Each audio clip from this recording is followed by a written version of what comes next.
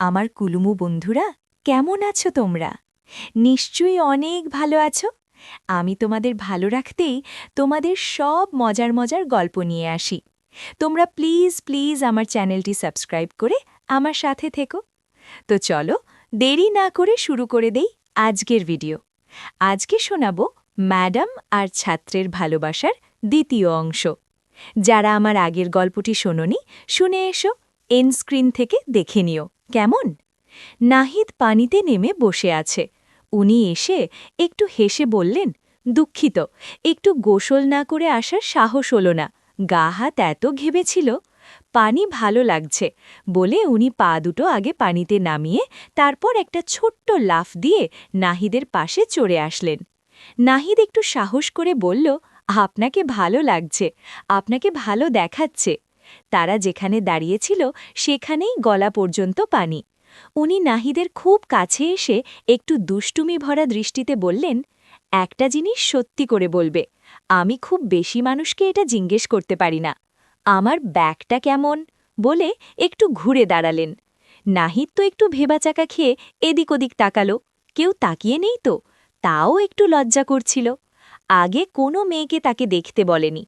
ওনার bag দেখে নাহিদের মনে হচ্ছিল এখনই তাকে দিয়ে নিজের ইচ্ছা পূরণ করে ফেলি, কিন্তু পরীক্ষায় পাশ করার বাসনা এখনও ছিল, তাই এই আচরণটা করল না।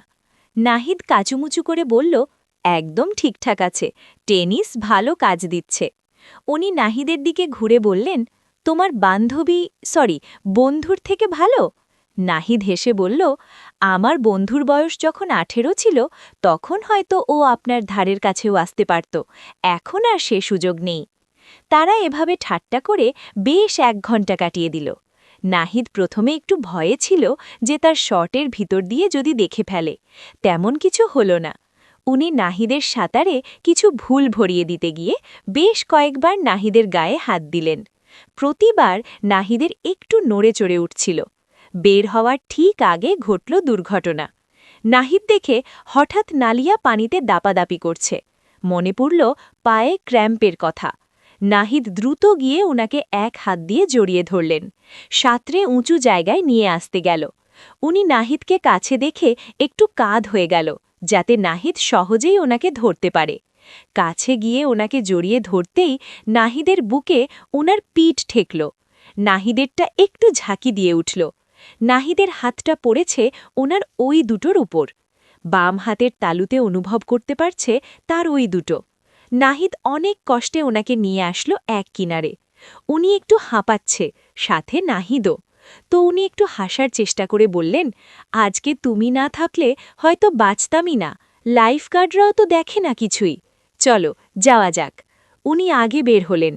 মাথাটা একটু পেছনে ঠেলে দেওয়াতে ভেজা চুল থেকে পানি চুয়ে চুয়ে পড়ছে পিঠের ওপর। লম্বা ভেজা পাগুলো যেন শেষই হয় না। নাহিদ সাবধানে পানি থেকে বের হল। দুজনে টোলে জড়িয়ে বিদায়ের কাজ সেরে নিল। যাওয়ার আগে উনি ধন্যবাদ বলে নাহিদকে জড়িয়ে ধরে নাহিদের ঠোঁটের ঠিক পাশে চুমু খেলেন। ওনার ভেজা শরীরটা নাহিদের শরীরের সাথে লেগে আছে। ওনার ওই দুটো নাহিদের বুকে সুতা লেগে আছে। তারপর তারা বাসায় চলে গেল। বাসায় এসে গোসল করতে গিয়ে কিছুতেই নালিয়ার দেহের ছবি মন থেকে সরাতে পারছিল না নাহিদ। একসময় নিজেই নিজেকে শান্ত করতে শুরু করল নাহিদ। গোসল শেষ হয়ে ঘরে যেতেই নিজেকে একটু ছোটে মনে হল। ভদ্রমহিলা আর যাই হোক, তার টিচার রাজেশ আর তার মধ্যে তফাৎটা কোথায়? পশ্চিম ভারত ও পাকিস্তানিরা সব সময় মেয়েদের অমর্যাদাতে দেখে, যেন মেয়েরা শুধু ছেলেদের ভোগের পণ্য। কোনো মেয়ে কি পরিচয় এসব তারা দেখে না। ছেলেদের চাহিদা পূরণ করা পর্যন্তই তাদের গুণ। আমি ওদের মতোই একটা কাজ করে ফেলেছি ভাবতেই নিজের প্রতি একটা ঘৃণা বোধ করল নাহিদ। না, মাথা যে করেই হোক এসব চিন্তা সরাতে হবে। এরপর বেশ কিছুদিন কেটে গেল। নাহিদ নালিয়াকে একটু এড়িয়ে চলল।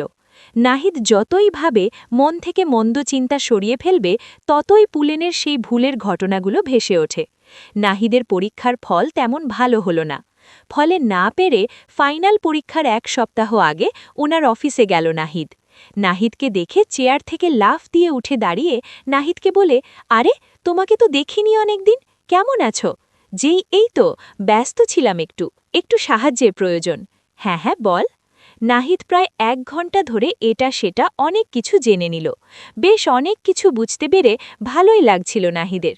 সিদ্ধান্ত নিল নাহিদ রোজ একবার করে যাবে যাতে তার সমস্যা নিয়ে। তাই করল ও। এত যত্ন করে বোঝালো যে প্রায় সবই সহজ মনে হতে লাগলো নাহিদের কাছে। পরীক্ষার আগের দিন একটা মেল পেল নাহিদ। ওর একটু শরীর খারাপ, তাই অফিসে আসবে না। কোনো প্রশ্ন থাকলে সে ওর বাড়িতে যেতে পারে। ঠিকানা দিয়ে দিয়েছে। নাহিদের তেমন কোনো প্রশ্ন ছিল না, তাও শরীর খারাপ ভেবে নাহিদ কিছু খাবার, চকলেট আর ফুল নিয়ে ওর বাড়িতে গেল। মহিলা এতটা সহায়তা করলেন, একটু ধন্যবাদ তো প্রাপ্য। বাসা বেশি দূরে।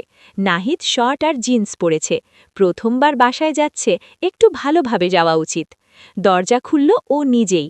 চোখের নিচে হালকা কালো দাগ। মনে হলো অনেক কেঁদেছে। নাহিদ বুঝল শরীর না, মনটাই আসলে খারাপ। নাহিদ কি এসে ভুল করল? নাহিদকে ভেতরে আসতে বলল।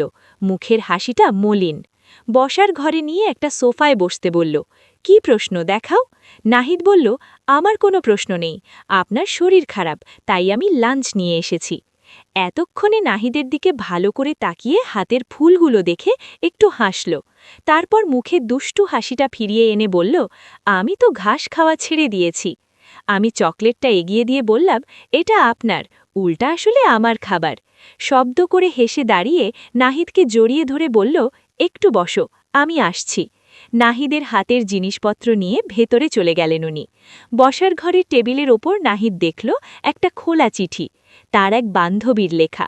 এই বান্ধবী নাটালিয়াকে অনেক দিনের বয়ফ্রেন্ডের বিয়ে করেছে।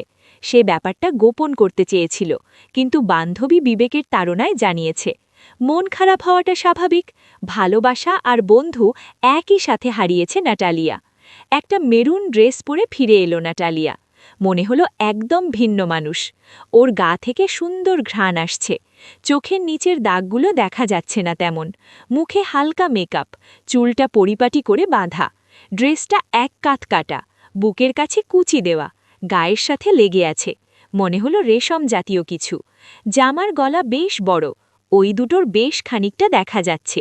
কি সুন্দর, কোনো দাগ নেই, ভাঁজ নেই। সাদা মাংসের চামড়া, দেখলে মনে হয় রক্তশূন্য, কিন্তু এই চামড়া একটু বাদাম, তাই বেশ লাগে। জামাটা মাঝ মেরুতে উঠে গেছে। পাগুলা যেন আরও লম্বা লাগছে। তা দেখে নাহিদের গলা শুকিয়ে কাঠ। নাহিদকে নিয়ে গেল ও খাবার টেবিলে। সেখানে নাহিদের আনা ফুলগুলো সাজানো আর লাঞ্চ রাখা। তারা খেয়ে গল্প করে কাটালো বেশ কিছুক্ষণ। নাহিদ দেখল ও বেশ খুশি। নাহিদের ভালোই লাগলো ওকে আনন্দ দিতে পেরে। বেশ কবার ও নাহিদের গায়ের সাথে গা লাগালো। নাহিদের চোখ বারবার ওর ওই দুটোর থেকে যেতে লাগল। জামাটা আর একটু নিচে নেমে গেছে। কি সুন্দর! নাটালিয়া নাহিদকে ভালো করে দেখল। তারপর উঠে এসে নাহিদের পাশে বসল। এক দৃষ্টিতে একটু তাকিয়ে থেকে কিছু না বলে চোখ বন্ধ করে নাহিদের ঠোঁটে একটা চুমু দিল। নাহিদের মনের দ্বিধা চলে গেল। ওর নাহিদকে ভালো লাগে। নাহিদ এক হাতে তাকে কাছে টেনে নিল। নাহিদ ওর ওই দুটিতে ছুঁয়ে দিতে লাগল। ওর দেহ কেঁপে উঠল। নাহিদ আবার আরও বেশি করে আদর দিতে লাগল। নাহিদ সব কিছু খুলে দিল। এত সুন্দর সব কিছু কল্পনাকে যেন হার মানায়। সে নাহিদে আরও কাছে চলে আসলো। নাহিদের অবস্থা খারাপ। ও একটু পেছনে সরে গেল। হাতটাও বের করে ফেলল। একটু অস্থিরতার সাথে নাহিদের দিকে তাকিয়ে দ্রুত নিজের জামাটা ঠিক করে বলল, আমি দুঃখিত, এটা আমার ভুল হয়েছে। আমাদের এটা করা উচিত হয়নি। তুমি আমার থেকে অনেক ছোট, আর তুমি আমার ছাত্র। আমার মনে হয় এখন আমি একটু একা থাকতে চাই। নাহিদ উঠে গিয়ে একটু পরিষ্কার হয়ে বাড়ির দরজার কাছে গেল। নালিয়া দরজা বন্ধ করে আসলো, আমার তোমাকে বাধা দেওয়া উচিত হয়নি। না, আমারই ভুল। দেখে নে, তুমি এটা নিয়ে মন খারাপ করো না। নাহিদ বলল, আরে না, এটা হতেই পারে। আপনি একা ফিল করছিলেন, তাই আমি আর নিজেকে আটকে রাখতে পারলাম না। নাটালিয়া নাহিদকে আবারও তার কাছে টেনে নিয়ে আসলো। তারপর নাহিদ তার বেডরুমে নিয়ে গেল। নাহিদ এবার তাকে সেই সুখ দিল। নাহিদ ওর ওপর শুয়ে মুখে চুমু দিল। ও নাহিদের কানে কানে বলল, আমার বাড়িতে খুব একা লাগে, তুমি আজ রাতটা থাকবে আমার সঙ্গে। তো বন্ধুরা, বুঝতেই পারছো, তারপর রাতে আরও কিছু সময় ভালোবাসার আদান প্রদান হয়েছে। তো বন্ধুরা, কেমন লাগলো আমার আজকের গল্পটি? আমি জানি আমার গল্প শোনায় অনেক সুখ পেয়েছ। আমি তোমাদের সুখ দিতেই তো তোমাদের জন্য সব মজার মজার গল্প নিয়ে আসি। তোমরা প্লিজ প্লিজ আমার চ্যানেলটি সাবস্ক্রাইব করে আমার সাথে থেকো। এখন নিজেই নিজেকে শান্ত করে নাও, কেমন? বাই।